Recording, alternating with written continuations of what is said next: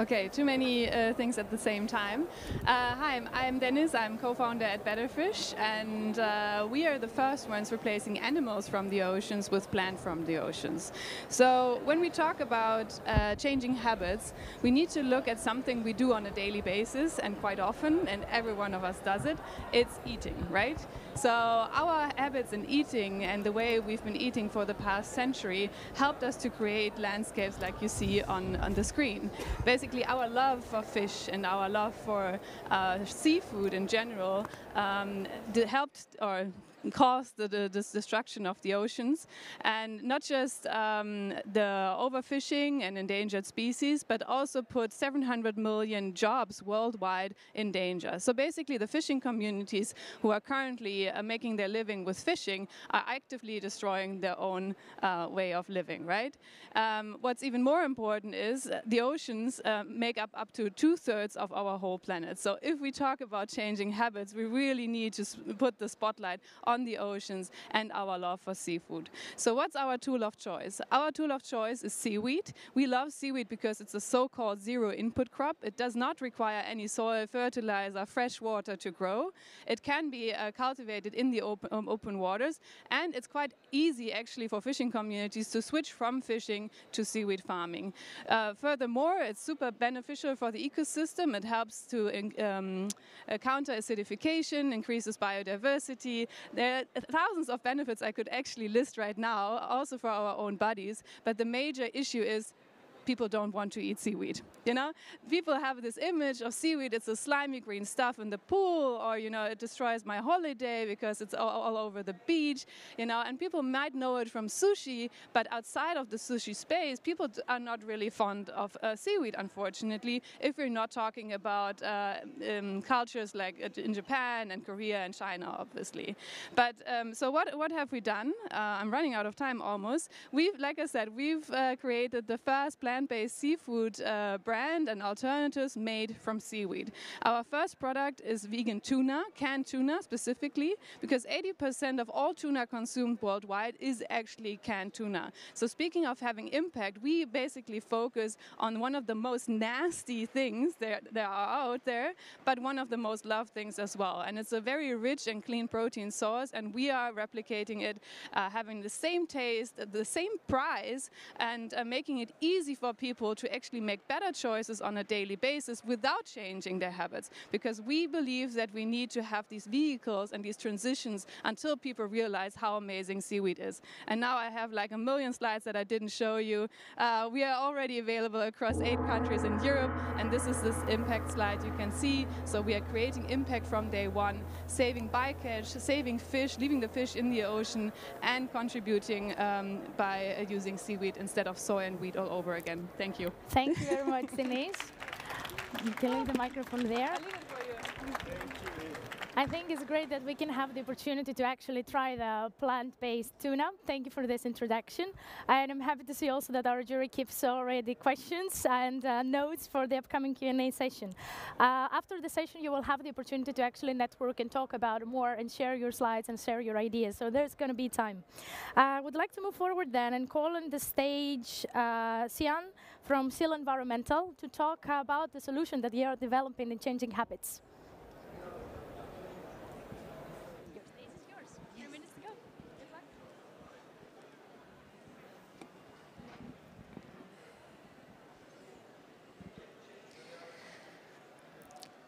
It is 1992 and I am 10 years old at my favorite place in the entire world, the beach. I'm feeling the sun against my face and the cool water against my skin. And when I dove into the water, eyes closed to swim with my daddy, something struck me in my face. And when I opened my eyes, it was a loaded diaper. Imagine the mix of emotions I felt that day, the anger, the sadness, the disgust, but also the determination to want to do something different. So the problem that we have is that we have a waste education problem in Trinidad and Tobago. We're the southernmost island in the Caribbean. And at our landfills, we collect over 700,000 tons of waste every year. That's equivalent to the weight of 70 Eiffel Towers. And this is exacerbated because we have this culture of throwaway. We have people who litter, who dump, who not motivated to act and who don't have the resources to do anything better. And so here I am, ready to transform and disrupt the way we educate about waste. So Siel Environmental helps individuals and businesses transform the way you think and act towards waste by encouraging positive behaviors and promoting concrete actions towards waste as well in Trinidad and Tobago. So we do this through our 3 buckets, our waste education and literacy program for children and youth, of which our children's book is at the core, our waste management courses and training programs, which are both online and offline, and our speaking and waste consultancy engagements. So for us, impact means a few things. We've been able to host over 150 training programs. We've been able to affect more than 4,000 lives. We've sold over 900 children's books. We've diverted over 15 tons of waste away from our landfills. And the good thing, we made a little money doing it too. So for us, we have been working together for this year is our 8th year anniversary since 2015 with a very, very committed team, passionate about this work. And so, after you've heard me speak and seeing and what I do, I hope that you believe that waste is valuable and it is too valuable to be wasted, because it's not always about doing things better, but sometimes we simply need to do better things. Thank you. Thank you very much for the inspiration, Siel.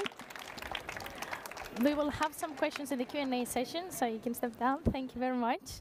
And thanks also for giving us more time, right? We are very generous of time, and it's great when people are actually giving us a little bit more. So I would like to invite on the stage Word for Climate and Isabel to talk about their extraordinary venture. So please, your stage is yours. A big applause, please, for Isabel.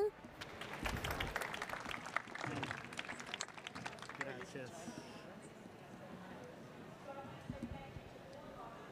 Okay, so let's get it forward. So, hi Changemakers, my name is Isabel Ahrens. I'm the founder of World for Climate, and our mission is to connect for collaborative climate action. Why? To achieve sustainable cities and communities, and how we do it with partnerships to achieve the goals. So, I'm coming from a heavy flood and risk area. Just 10 kilometers from my site in Germany, there was a village completely destroyed and 180 people died because they were not ready. The communication and collaboration systems didn't work, and still they have a lot of questions in their mind.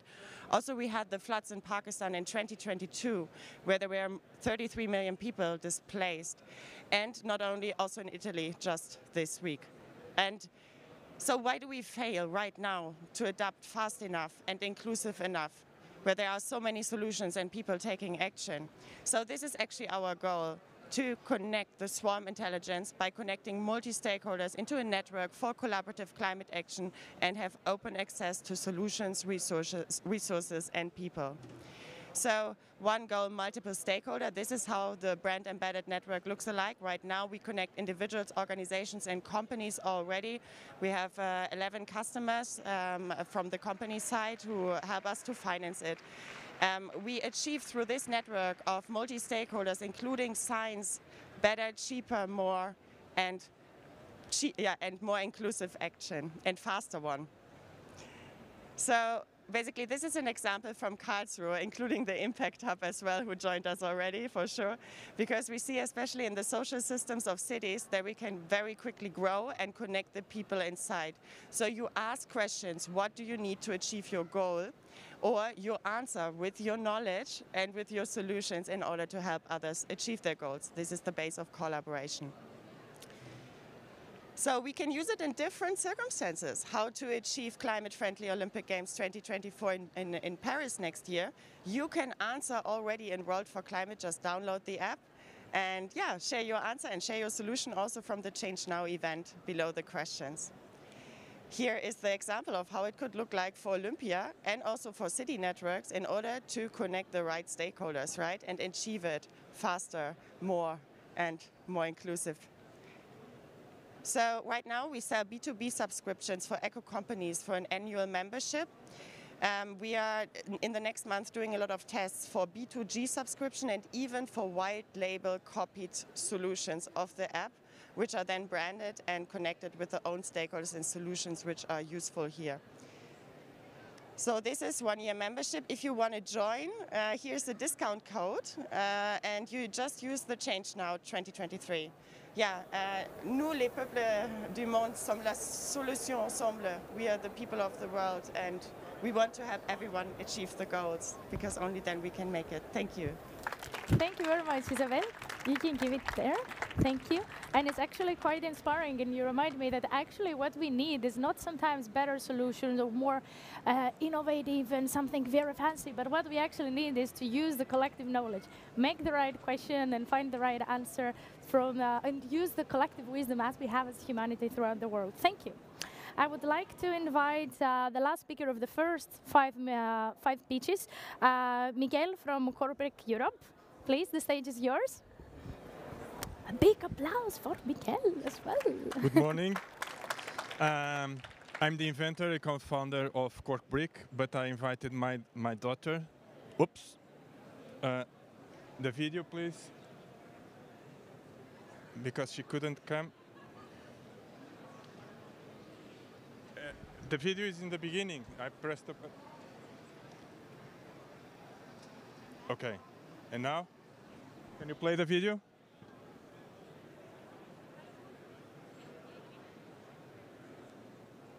Can you play the video?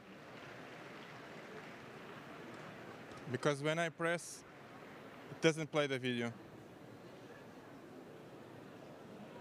No? Okay, I'll go without the video. It's a pity because it was my daughter. Well, in reality, this company is a very unusual company because all started with a conversation with my daughter, Katerina. And it was just a mentoring conversation, but we end up creating a new system, a new paradigm that allows any one of us to be the architect of our own space. So you all play with Lego. The big difference here is that you can still play, have a lot of fun, but create useful furniture or structures for your home. So in reality, if you think a little bit deeper, this is a new way to change the whole paradigm of how we build our own spaces, because we became more freedom, more independent. So the simple fact of the example of Corkbrick can inspire even other companies and organizations to offer solutions that address the same problem. Give us freedom. We don't need to call anybody to do anything.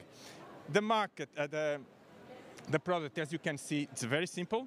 So we just created 7 blocks.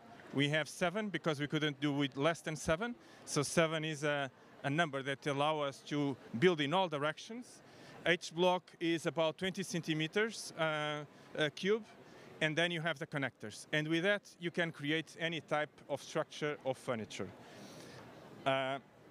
The market, as you can imagine, is a big market. I'll not go in very detail, but in reality, we address both the residential and the commercial market.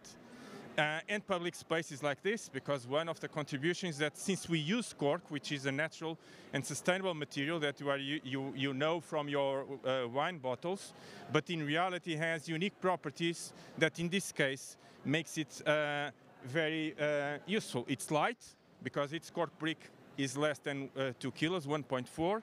It's sound and temperature insulated, and is antimicrobiotic, so it's perfect to have it at home.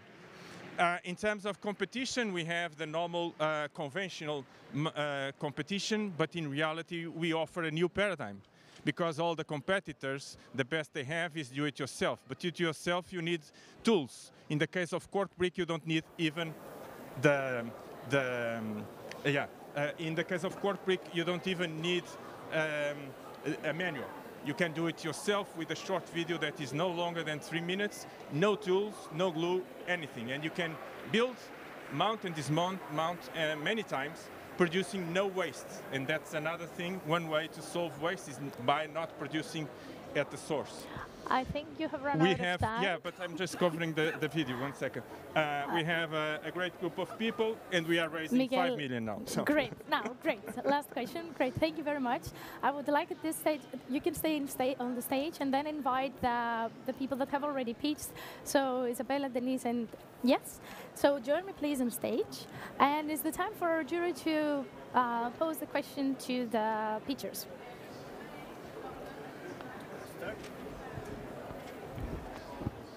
well, difficult task to start with a question. I may have a question for the first project, which is your project. I'm not sure I understood all the things, but my question was in terms of quality and in terms of nutrition quality and also on taste. Your products give the same quality and the same taste, and also the same because when we eat, we also want to have nice. It's nice to see, it's nice to taste, it's nice to eat. So it's the same quality of foods.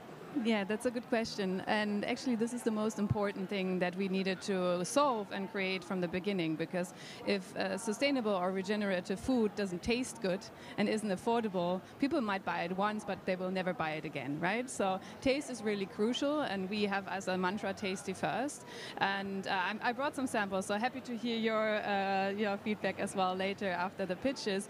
But yeah, taste, price, bringing it down to price parity, because canned tuna is a very cheap protein source for a lot of groups across the globe, and we don't want regenerative food to be available to just the upper 1%, right? We want to make it available for everyone.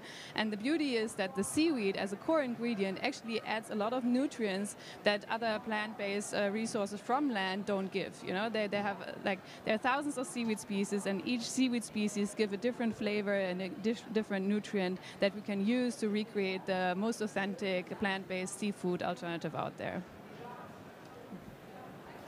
Thank you. Congratulations, first of all, to all of you. I have a special question for Siel, about Siel. And, well, there are two questions. Which is the revenue? How is the business model? And the second one, it is, how do you engage community? Thank you very much. So the three buckets that I spoke of in the pitch are actually that's our business model. So we sell children's books. People also pay us we have our courses that are online that people subscribe to and pay for. And then organizations also pay us to come in and consult with them. And if people want me to come and speak, as you can tell, I like doing that. That also is a form of revenue for us as well. Yes. And the other question, how do I engage communities? The first thing that I do is I find a community champion. So I find the person in the community who the members respect, and I liaise with them and work with them before I come directly into the community. It always helps to have somebody in your corner. So I'm not coming as a stranger to them. There's somebody that they can relate to, and that helps relax them and open them up to the discussion as well. So thank you for your questions. Maybe I can come back to almost the same question on this topic. In terms of revenue generation, yes. Who pays you in this model? Who pays you? Because I understood you. For example, I will not be ready to pay to be trained on how not to waste. I'm okay to listen how not to waste, but I will not pay for that certainly. But who pays you in your business? Well, the good thing is, even though we have people who would say what you just said, we actually also do have those who said, okay, we understand that we cannot do this work for ourselves. So you being the expert, I have over 17 years of experience in waste management. We will bring you in to help us. So in terms of commercial businesses, we work primarily with food manufacturers, with supermarkets, with entrepreneurs in the food and beverage industry. So they hire us to help them with their environmental communication and sustainability and help them set up their waste systems. So yes, thankfully people do pay. That's a good thing. Thank you. Thank you. I will go now with Isabel. The question will be, what barriers are you finding? And in that journey, what other opportunities, like what is the next step? Thank you for the question. So I would say, my challenge personally is right now as a female founder, single founder, to get the investment on board, right? We are looking right now for the pre-seed investment round. Right now, we still take also angel investment between 20 and 50,000 euro. In total, we want to achieve 450 to 500,000 euro in order to build the web version on top, connect it with search engines, in order to upgrade UX UI, make the sharing possible, and include signs in order to increase the quality. So my biggest barrier is basically right now the financial side. So I'm looking for co-founders as well in order to become a better team even and to grow this mission. We need a lot of strengths here. Yeah, that's basically the financial barrier I have as a female founder at the moment. Yeah. I may have a question for you. The walls that we can build with your systems, in terms of solidity, is it really, you take the example of Lego, and well, if I jump against the wall, what happens? Is that as solid as any other type of walls? Yes, it depends on how you construct. When you construct, if you didn't see the videos, but when we build a wall, there is always a bench or a bed or whatever, or if otherwise we just put a kind of a leg. So depending on how high you go, so there is always a solution to make it stable. Although now we are focusing essentially on interior walls, not structural, for certification issues still. But the idea is to have it not only for walls, but for furniture and connect all the two things together. You see, because it's really, really simple. It's just 1 kilo, very easy. And for instance, one of our shareholders, for you to have an idea, she has 85 years old, and she uses Corkbrick to build things in her house. And she gave us an idea that we never thought of, because she owns a castle in Scotland. And castles have two problems that are perfect for these solutions. Obviously, our houses too. But in a case of a castle, there are areas that are very difficult to access, the towers and things like that. So you cannot come from the outside, and inside it's just a spiral.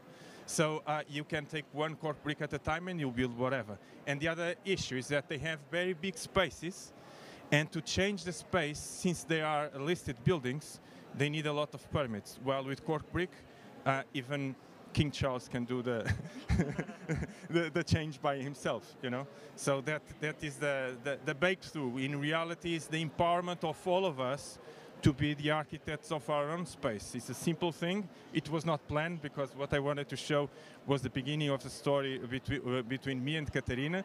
But in this case, you know, it's a very good example of how, like in your case, a simple conversation like this can turn into a business that now we have people in 30 countries and 260 investors. And by the way, we are raising now 5 million to scale up the process.